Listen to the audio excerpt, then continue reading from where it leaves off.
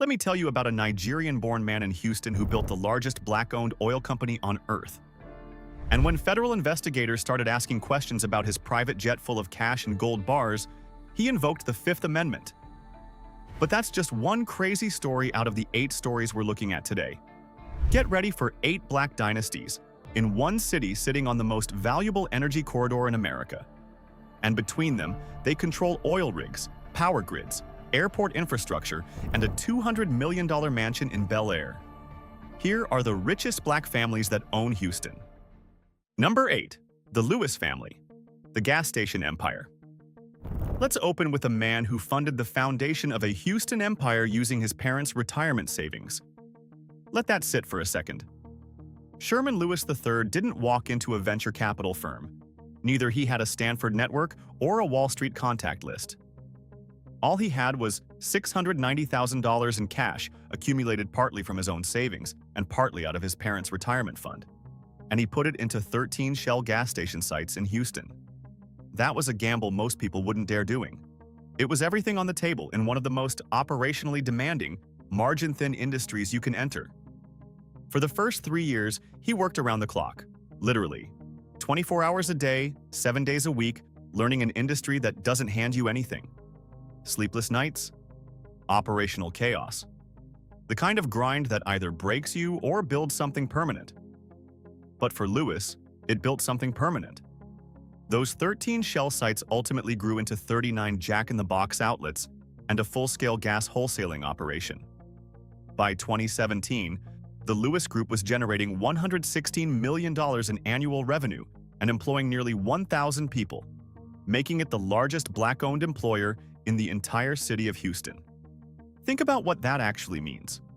1,000 families in Houston with income, benefits, and stability, tracing back to one man's decision to risk his parents' retirement on a gas station.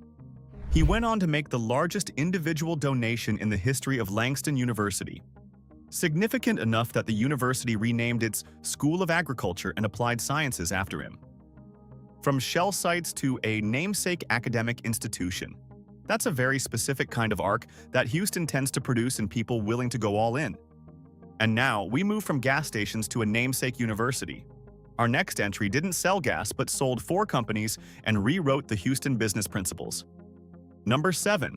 The Anthony Chase Dynasty, the serial exit machine. Tony Chase has a hobby that most people in business dream about once. He's done it 4 times. That hobby is building a company from scratch, scaling it into something a major corporation desperately wants, and then selling it to them at a number that changes his family's financial position permanently. First came Chase Radio Partners, built in the early Houston market, sold to Clear Channel in 1998 when radio consolidation was happening fast and the window to exit at a premium was narrow. Chase saw it and moved. Then Cricket Wireless, one of the earliest pioneers of the low-cost nationwide cell phone model, sold to Leap Wireless, also 1998. Then Chasecom, a global call center and technology operation, sold to AT&T in 2007. 3 exits, 3 different industries. Same pattern. Identify a market transition before the mainstream catches it, build infrastructure around it, and sell to the company that arrives late and needs to buy their way in. And he did all of this while holding a tenured professorship at the University of Houston Law Center. The man has 3 Harvard degrees, undergraduate, law, and business school, and decided that teaching was worth keeping alongside building companies. He's also on the Council on Foreign Relations, which puts him in rooms where geopolitics and business strategy overlap in ways that most CEOs never access. His current operation, Chase Source LP, is one of the largest minority-owned staffing and construction firms in the country. He owns the Marriott Hotel at Houston's International Airport, a piece of real estate that generates revenue from every single person who flies through one of America's busiest air hubs. He served as deputy chairman of the Federal Reserve Bank of Dallas. The man built 4 companies, sold them all, and still found time to shape national monetary policy on the side. Next up, we have a family that didn't sell anything. They kept everything, including the power grid that runs this city. Number 6. The Carroll family, the Grid Masters. Here is a number worth understanding, 5 million. That's how many customers Milton Carroll's company, CenterPoint Energy, delivers electricity and natural gas to across Houston and its surrounding region. Not clients, not subscribers. 5 million people whose lights turn on because of infrastructure that Carroll, as executive chairman, oversees. In Houston, that's not a business position, that's a utility throne. Carroll founded Instrument Products Inc., a manufacturer of specialized oil field equipment, before ascending to the chairmanship of CenterPoint. He sits on the board of Halliburton, one of the most powerful oilfield services companies on earth. He's a former Port of Houston commissioner. He chaired the Houston Endowment Foundation and the Texas Southern University Board of Regents simultaneously.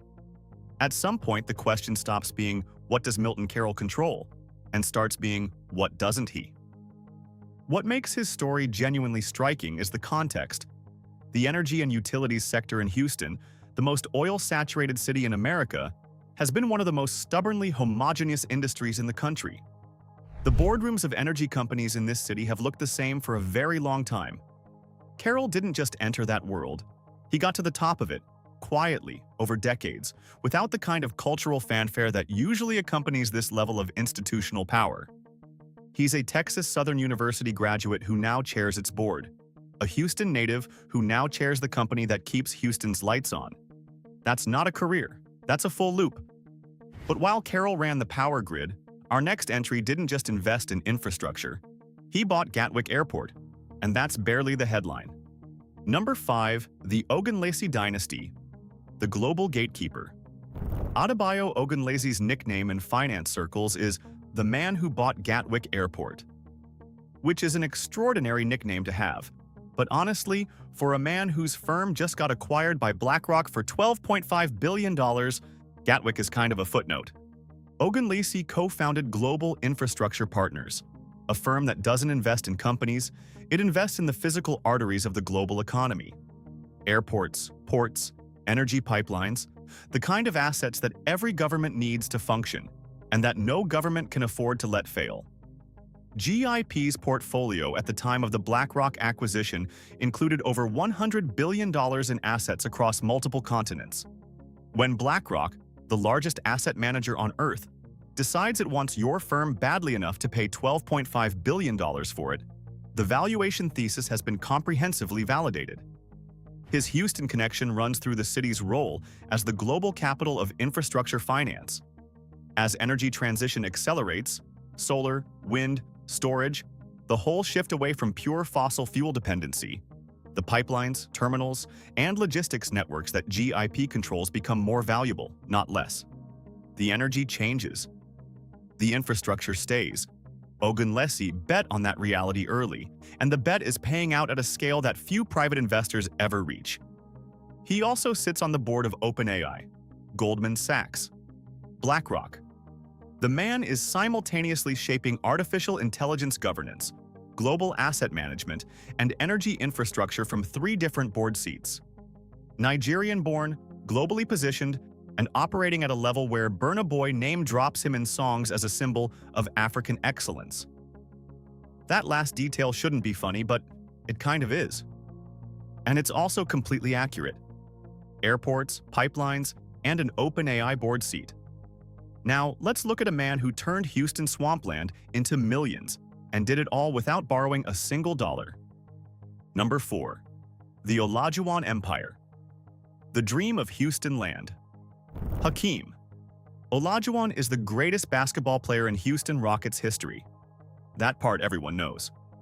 What fewer people know is that while he was dominating the NBA, he was also quietly building one of the most disciplined real estate portfolios in the state of Texas, entirely without credit.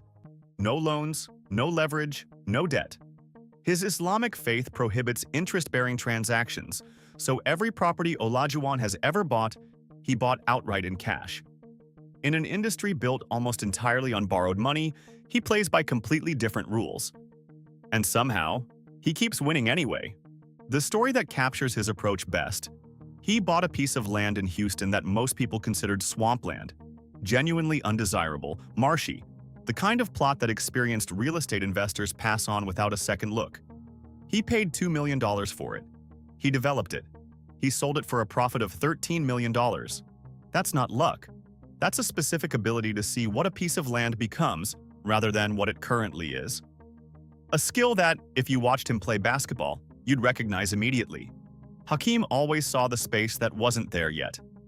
His portfolio includes the former Federal Reserve Bank building in Houston, which he converted into a mosque and community center, the city's former World Trade Center, 41 acres of NASA Johnson Space Center land developed into a high-end retirement community, and properties in Guyana, South America, where he identified an emerging market before most investors were even looking at the region. He splits his time between a palatial Texas mansion and Amman, Jordan.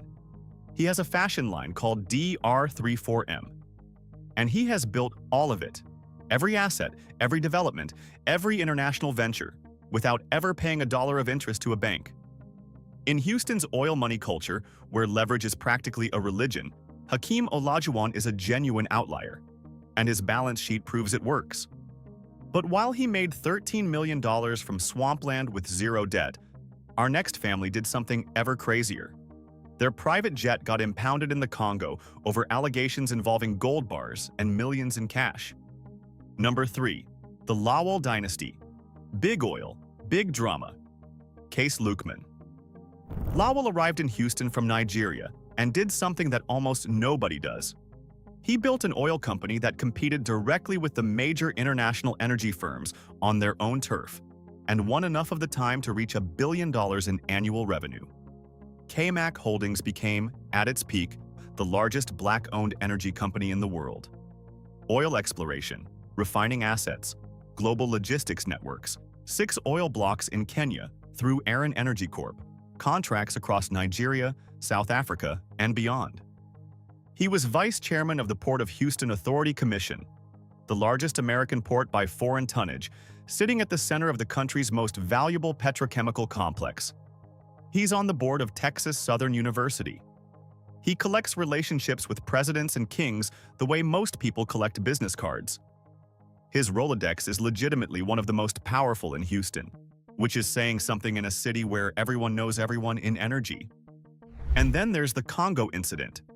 In 2011, a CAMAC-leased private jet was impounded in the Democratic Republic of the Congo. On board, millions of dollars in cash and gold bars. Federal investigators started asking questions. Kase Lawal responded by invoking his Fifth Amendment rights. Repeatedly.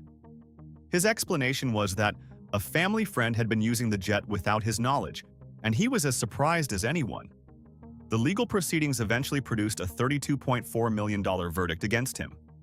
Now, that story alone would end most careers. But here's what actually happened. Lawal kept building. The companies kept operating. The relationships held.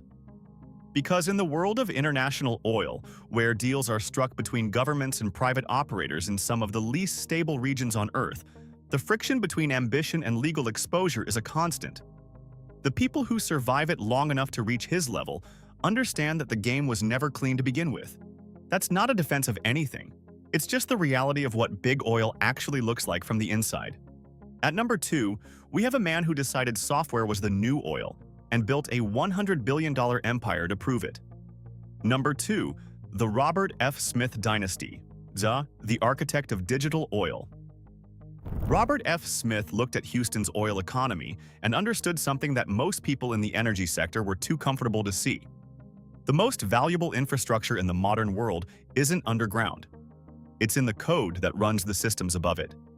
Vista Equity Partners, the private equity firm Smith founded, doesn't invest in oil rigs or pipelines. It invests in enterprise software, the operational systems that banks, energy companies, logistics networks, and governments use to actually function. In Houston specifically, where the entire oil and gas sector runs on software platforms managing everything from pipeline pressure to trading positions, Vista's portfolio is embedded in the city's economy in ways that are invisible but utterly essential. The firm manages over $100 billion in assets. Smith's personal net worth sits at approximately $10.8 billion, placing him among the wealthiest individuals in America by any measure. He was the first African American to sign the Giving Pledge, committing the majority of his fortune to charitable causes. and his 2019 announcement that he would personally pay off the entire student loan debt of Morehouse College's graduating class became one of the most discussed moments in American philanthropy in recent memory. The total, $34 million. Announced live at commencement. The response from the graduates was something you genuinely have to watch to understand. But strip away the philanthropy headline and look at the business. Vista's investment model is specific. Find enterprise software companies with strong recurring revenue, buy them, improve their operational efficiency, and hold them. The strategy produces consistent, compounding returns in a sector that doesn't go away regardless of what the broader economy does. Companies need software in a recession the same way they need it in a boom. Smith understood that oil made Houston, but software keeps it running. And the man who owns the software owns something more durable than the crude underneath it. Now, we have only one spot left. And the family at number 1 didn't just come from Houston. They came from the 3rd Ward, bought it back, and built an empire that operates like a sovereign government. Number 1. The Knowles-Carter Dynasty. The Cultural Sovereigns. The 3rd Ward of Houston is a historically black neighborhood that has produced more cultural output per square mile than almost any comparable community in America. Beyoncé. Knowles-Carter grew up there. And the story of how her family went from a $64,000 house in Riverside Terrace to a $200 million Bel Air mega mansion is one of the most extraordinary wealth-building arcs in modern American history, not because of the fame, but because of the structure behind it. Matthew Knowles, Beyoncé's father, was a top-performing salesman at Xerox before he pivoted entirely to managing his daughter's career. He applied the same discipline, the same systems thinking, the same relentless focus on closing that made him exceptional in corporate sales to the music industry. And it worked in a way that reshaped what was possible for a black family from Houston, operating in a sector that had historically extracted value from black artists rather than letting them keep it. The business architecture the family built is closer to a conglomerate than an entertainment company. Parkwood Entertainment controls the full stack: management, production, distribution, ensuring that the value generated by their creative output stays inside the family rather than flowing to labels and middlemen. Roc Nation, Jay-Z's operation, handles additional layers of the empire. The streaming platform Tidal gave them an early stake in the digital music economy. Deuce Cognac sold in 2023 for an estimated $750 million. Armand de Brignac, the Ace of Spades champagne, is a luxury status symbol in global nightlife. Ivy Park puts their brand in the apparel market at scale. Every one of those moves is vertical integration applied to cultural production. Own the artist, own the management, own the distribution, own the brand extensions. Don't sell anything you can hold. Don't license what you can own outright. The result is a net worth estimated at over $2 billion combined. Built on creative output that the family controls from source to sale. The Houston connection never got severed. Tina Knowles-Lawson, Beyoncé's mother, recently spearheaded the Knowles-Rowland House, a $7.2 million development providing permanent housing and services for homeless residents in Houston. When Hurricane Harvey devastated the city in 2017, the family deployed aid faster and more effectively than several government agencies. That's not a press release move. That's what happens when a family with sovereign-level resources decides to act like it. The Bel Air Mansion, $200 million, floor-to-ceiling windows, one of the most expensive private residences in American history, gets the headlines.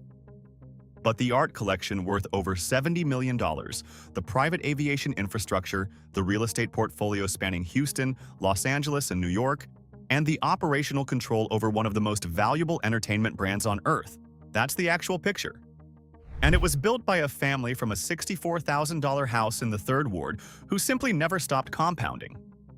In Houston, where fortunes are built on what comes out of the ground, the Knowles-Carter dynasty built theirs on something that can't be drilled or refined.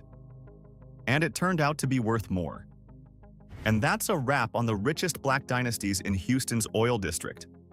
8 families. 1 city. And they all prove that Houston doesn't produce subtle billionaires. It produces people who go all in. On oil, on software, on culture, on real estate, on the city itself. And build things that outlast the bet that started them. Which dynasty hit different for you? Drop it in the comments. And if you're not subscribed to Black Status yet, honestly, what are you waiting for?